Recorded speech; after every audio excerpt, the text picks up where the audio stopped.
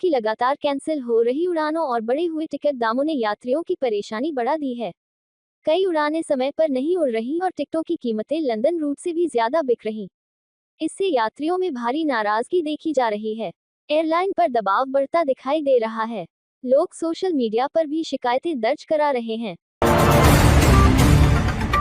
नागरिक उड्डयन मंत्रालय ने दखल देते हुए सभी प्रभावित रूट्स पर उचित किराया सुनिश्चित करने के लिए अपनी रेगुलेटरी शक्तियों का उपयोग किया है। अब एयरलाइंस 500 किलोमीटर तक अधिकतम 7,500 रुपये से ज्यादा किराया नहीं लेंगी। 500 से 1,000 किलोमीटर तक 12,000 रुपये और 1,000 से 1,500 किलोमीटर तक अधिकतम 15,000 रुपये तय किए गए हैं। इससे एयरलाइन की मनमानी पर रोक लगेगी। यात्रियों को राहत मिलने की उम्मीद है। भाजपा सांसद प्रवीण खंडेलवाल ने कहा कि जैसे सामान पर एमआरपी होती है, वैसे ही एयरलाइन टिकट और होटल रेट पर भी एमआरपी होनी चाहिए। उन्होंने केंद्र सरकार के किराया नियंत्रण आदेश का स्वागत किया। उनका कहना है कि इससे लूट बंद होगी और पारदर्शिता बढ़ेगी। उन्होंने मांग की कि इंडिगो उन यात्रियों को मुआवजा दे जिन्हें परेशानी झेलनी पड़ी। ये कदम यात्रियों के हित में बड़ा बदलाव माना जा रहा है। मुख्यमंत्री रेखा गुप्ता ने रिंग रोड पर सड़कों की धुलाई अभियान की शुरुआत की। राजधानी में डस्ट पॉल्यूशन रोकने के लिए विशेष सफाई अभियान चलाया जा रहा है। मंत्री और अधिकारी भी सड़कों पर उतरकर निगरानी कर रहे हैं। पहली बार सैकड़ों स्प्रिंकलर गाड़ियां रिंग रोड की सफाई में जुटी हैं। इसका उद्देश्य हवा में मौजूद धूल को कम करना है। मुख्यमंत्री रेखा गुप्ता ने कहा कि सरकार का एक ही लक्ष्य है, प्रदूषण मुक्त दिल्ली। पीडब्ल्यूडी विभाग को हर स्तर पर सतर्क और सक्रिय रहने के निर्देश दिए गए हैं। उन्होंने बताया कि पहली बार इतने बड़े स्तर पर स्प्रिंकलर गाड़ियां सड़कों की धुलाई कर रही हैं। यह अभियान दिल्ली की वायु गुणवत्ता सुधारने के लिए महत्वपूर्ण कदम है। सरकार इसे निरंतर जारी रखने की तैयारी में है। हवा की रफ्तार कम होने से दिल्ली की हवा बेहद खराब श्रेणी में पहुंच गई है। सीपीसीबी के मुताबिक AQI 330 दर्ज किया गया है, जो गंभीर रूप से प्रदूषित श्रेणी में आता है। कई इलाकों में AQI 300 के पार बना हुआ है। लोगों को सांस लेने में दिक्कत और आंखों में जलन महसूस हो रही है। विशेषज्ञों ने संवेदनशील लोगों को सावधानी बरतने की सलाह दी है।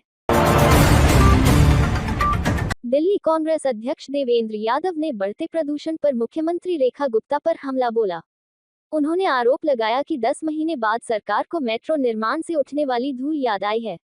उनका कहना है कि MCD, PWD, DDA सहित कई एजेंसियां मलबा निस्तारण में फेल रही हैं। उन्होंने अस्पतालों के लिए एडवाइजरी और विभागों के लिए स्पष्ट सौंप जारी करने की मांग की। कांग्रेस ने सरकार को पूरी तरह नाकाम बताया। दिल्ली स्टार्टअप युवा फेस्टिवल में छात्र अपने इनोवेशन पेश करेंगे।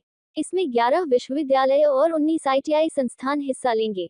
IPU ने छात्रों से आवेदन मांगे हैं और 10 दिसंबर तक आवेदन कर सकते हैं।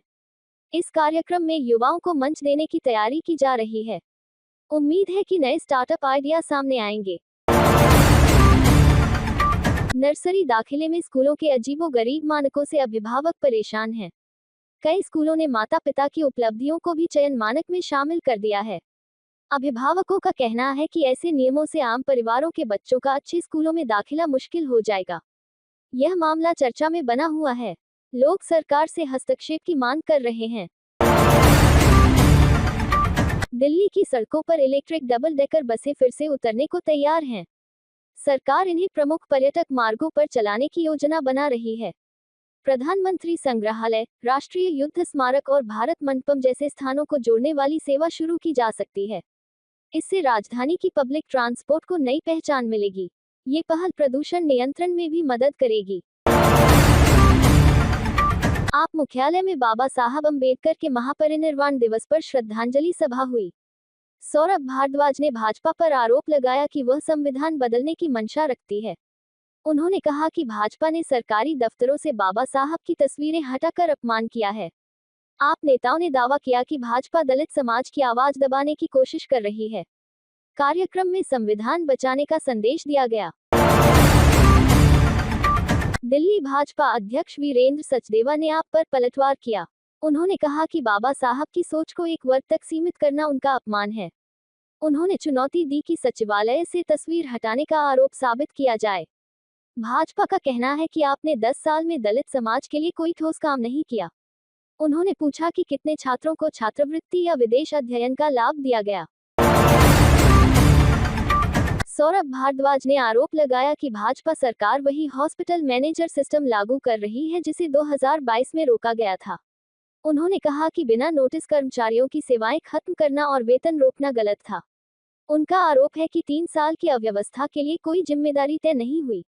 आपका कहना है कि भाजपा अब वही मॉडल कॉपी कर रही है जिसे पहले रोक दिया गया था। रैन बसेरों की कमी पर आपने भाजपा सरकार पर गंभीर आरोप लगाए हैं। निरीक्षण में पाया गया कि सैकड़ों लोग खुले में सोने को मजबूर हैं। कई प्रमुख इलाकों में रैन बसेरे नहीं हैं। आप नेताओं ने कहा कि यह काम सरकार और मंत्रियों का था। उन्होंने तुरंत व्यवस्थाएं सुधारने की मांग की। ठंड में बेघर लोगों की स्थिति बेहद खराब बताई जा रही है। दिल्ली कांग्रेस अध्यक्ष देवेंद्र यादव से सीमाई गांवों के किसानों का प्रतिनिधिमंडल मिला। उन्होंने बताया कि किसानों की जमीनें छीने जाने की साजिश गंभीर मुद्दा है। कांग्रेस ने किसानों के साथ खड़े रहने का भरोसा दिया। राहुल गांधी ने भी इस मुद्दे को संसद में उठाने का आश्वासन दिया है। किसानों ने अपनी समस्याएं विस्तार से रखी।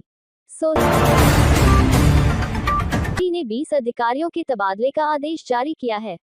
14 अधिकारियों को नई जिम्मेदारियां सौंप दी गई हैं। आईएएस अनिल कुमार को पशु चिकित्सा, सामुदायिक सेवा और कई अन्य विभागों की अतिरिक्त जिम्मेदारी दी गई है। यह फैसला प्रशासनिक कार्यक्षमता बढ़ाने के उद्देश्य से लिया गया है। आने वाले दिनों में और फेरबदल संभव है। 7 माह के बच्चे के अपहरण में शामिल महिला सहित 5 आरोपियों को गिरफ्तार किया गया है। ये बच्चा 7 माह पहले शास्त्री पार्क मेट्रो स्टेशन से अगवा हुआ था। आरोपी महिला ने 1.5 लाख रुपए में बच्चे को एक दंपति को बेच दिया था। पुलिस ने दंपति को भी गिरफ्तार कर लिया है। 4 बेटियों के परिजन बेटे की चाह में बच्चा खरीदने पहुंचे थे। नगर ड्रेन से एक युवक का शव मिला है। आशंका है कि उसकी हत्या कर शव को फेंका गया। मृतक की अभी पहचान नहीं हो सकी है। मुखर्जी नगर थाना पुलिस ने शव को पोस्टमार्टम के लिए भेज दिया है। पुलिस आसपास की रिकॉर्डिंग और गुमशुदगी रिपोर्ट खंगाल रही है। मामले की जांच जारी है। 19 एनसीआर में शीतलहर दस्तक देने वाली है। मौसम विभाग के अनुसार अगले कुछ दिनों में सुबह हल्का कोहरा और ठंड बढ़ेगी। 12 दिसंबर तक अधिकतम तापमान 22 से 24 डिग्री और न्यूनतम 6 से 10 डिग्री रहने का अनुमान है। पश्चिमी विक्षोभ का असर दिखने से मौसम में तेजी से बदलाव होगा। लोगों को गर्म कपड़ों का उपयोग बढ़ाने की सलाह दी गई है।